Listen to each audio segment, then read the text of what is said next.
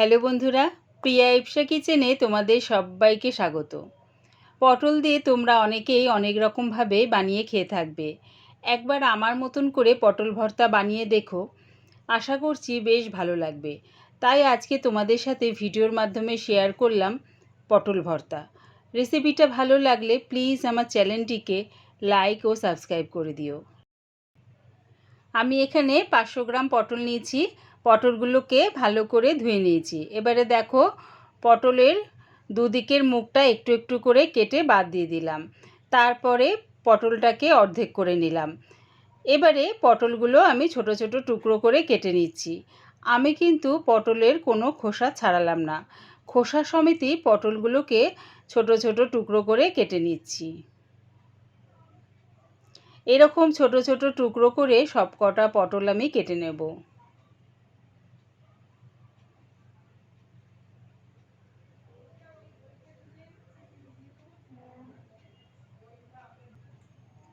সবগুলো পটল ছোট ছোট টুকরো করে কেটে নিয়েছি।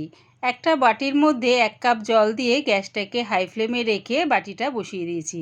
জলটা বেশ গরম হয়ে গেছে। এবারে টুকরো করা পটলগুলো ওই বাটির মধ্যে দিয়ে দিলাম। পটলগুলো একটু আমি ভাপিয়ে নেব, তাই গরম জলের মধ্যে দিয়ে একটু নাড়িয়ে চাড়িয়ে চাপা দিয়ে এটা হতে দিলাম। কিছুক্ষণ পর চাপাটা খুলে আবারও একটু নাড়িয়ে চাড়িয়ে দিচ্ছি।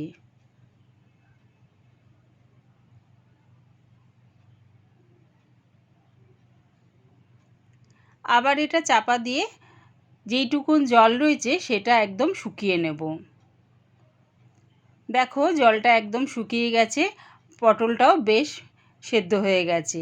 এবারে আমি এটা নাবিয়ে ঠান্ডা করে নেব। পটলগুলো ঠান্ডা হয়ে গেছে। এবারে মিক্সির জারে দিয়ে দিলাম। কোনো রকম জল ব্যবহার না করে এটার একটা পেস্ট বানিয়ে নেব। দেখো, পটলটা বেশ মিহি পেস্ট হয়ে গেছে। এর মধ্যে কোনো রকম কিন্তু জল ব্যবহার না করেই পটলের পেস্টটা বানিয়ে নিলাম। গ্যাসটাকে হাই ফ্লেমে রেখে একটা কড়া বসিয়ে দিয়েছি। দিয়ে দিলাম এর মধ্যে 3 চামচের মতন সর্ষের তেল। তেলটাকে প্রথমে ভালো করে গরম করে নিলাম। তারপরে দিয়ে দিলাম 3টে শুকনো লঙ্কা। লঙ্কাগুলো একটু লাল লাল করে ভেজে নাবিয়ে নেব। নাবিয়ে এটা ঠান্ডা করে সামান্য একটু নুন দিয়ে এটা আমি হাত দিয়ে পেস্ট করে নেব। ওই তেলের মধ্যেই দিয়ে দিলাম 8-9টা রসুনের কোয়া কুচিয়ে নিয়েছি, সেটা দিয়ে দিলাম। একটু নাড়িয়ে চাড়িয়ে দিয়ে দিচ্ছি একটা বড় সাইজের পেঁয়াজ কুচি। সব কিছু একসাথে তেলের মধ্যে মিশিয়ে একটু লাল লাল করে ভেজে নিচ্ছি। দিয়ে দিলাম 3টে চেরা কাঁচা লঙ্কা। ঝালটা সম্পূর্ণ তোমাদের স্বাদ অনুযায়ী ব্যবহার করো। দেখো, পেঁয়াজটা বেশ লাল লাল করে ভাজা হয়ে গেছে। এবার এর মধ্যে দিয়ে দিলাম পটলের পেস্টটা।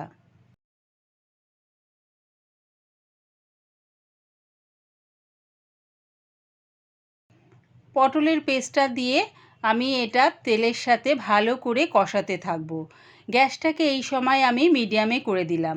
হাই ফ্লেমে রাখলে কি হবে, পেস্টটা আমার পুড়ে যাবে। তাই গ্যাসটাকে আমি মিডিয়ামে করে অনবরত এটা নাড়তে থাকবো।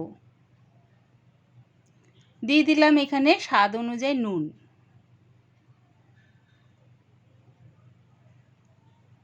নুনটা দিয়ে আবারও ভালো করে নাড়িয়ে চাড়িয়ে নিচ্ছি। যতক্ষণ না পটলের মধ্যে এই জলাভাবটা শুকিয়ে যাচ্ছে ততক্ষণ আমি এটা নাড়িয়ে চাড়িয়ে যাব। পটল ভর্তা থেকে জলটা প্রায় শুকিয়ে এসছে। এবারে দিয়ে দিলাম আমি 3টে শুকনো লঙ্কা নাবিয়ে একটু সামান্য নুন দিয়ে হাত দিয়ে গুঁড়িয়ে নিয়েছিলাম, সেটা পটল ভর্তার মধ্যে দিয়ে দিলাম। দিয়ে পটল ভর্তার সাথে ভালো করে মিশিয়ে নিলাম। দেখো, এরকম কড়া থেকে যখন উঠে যাবে তার মানে পটল ভর্তাটা আমার রেডি হয়ে গেছে। এবার এটা নামিয়ে নিচ্ছি। একবার আমার মতন করে পটল ভর্তা বানিয়ে দেখো, কেমন হয়েছে কমেন্টের মাধ্যমে জানিও। পুরো রেসিপিটা দেখার জন্যে প্রিয়া ইপসা কিচেনের থেকে তোমাদের সবাইকে অনেক ভালোবাসা রইল। রেসিপিটা ভালো লাগলে প্লিজ আমার চ্যানেলটিকে সাবস্ক্রাইব করে দিও।